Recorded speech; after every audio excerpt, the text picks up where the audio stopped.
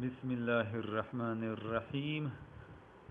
عورتیں بھی اس طرح نماز پڑھیں جیسا کہ نماز پڑھنے کا طریقہ ہے، لیکن چند چیزوں میں مرد اور عورت کی نماز میں فرق ہے۔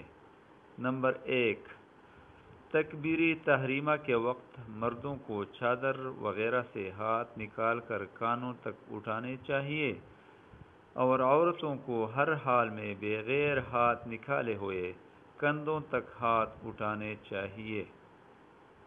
نمبر 2، مردوں کو دائیں ہاتھ کی چھوٹی انگلی اور انگوٹھے کا حلقہ بنا کر بائیں ہاتھ کی کلائی کو پکڑنا اور باقی 3 انگلیوں کو بائیں کلائی پر بچھا دینا چاہیے، اور عورتوں کو داہنی ہتھیلی بائیں ہتھیلی کی پشت پر رکھنا چاہیے۔ مردوں کی طرح حلقہ بنا کر دائیں ہاتھ کو نہ پکڑنا چاہیے۔ نمبر 4،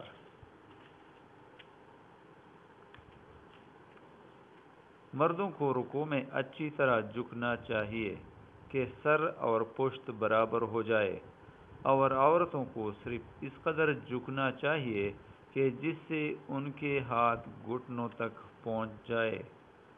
نمبر 5، مردوں کو رکوع میں انگلیاں کشادہ کر کے گھٹنوں کو پکڑنا چاہیے، اور عورتوں کو بغیر کشادہ کیے ہوئے ملا کر رکھنا چاہیے۔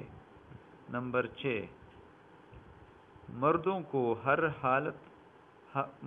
کو حالت رکوع میں کہنیاں پہلو سے علیحدہ رکھنی چاہیے، اور عورتوں کو ملی ہوئی رکھنی چاہیے۔ نمبر 7، مردوں کو سجدے میں پیٹھ کو رانوں سے اور بازو کو بغل سے جدا رکھنا چاہیے، اور عورتوں کو ملا کر رکھنا چاہیے۔ نمبر 8، سجدے میں مردوں کی کہنیاں زمین سے اٹھی ہوئی ہوں اور عورتوں کی کہنیاں زمین پر بچھی ہوئی ہوں۔ نمبر 9، مردوں کو سجدے میں دونوں پاؤں انگلیوں کے بل کھڑے رکھنے چاہیے، مگر عورتیں دونوں پاؤں داہنی طرف کو نکال دیں۔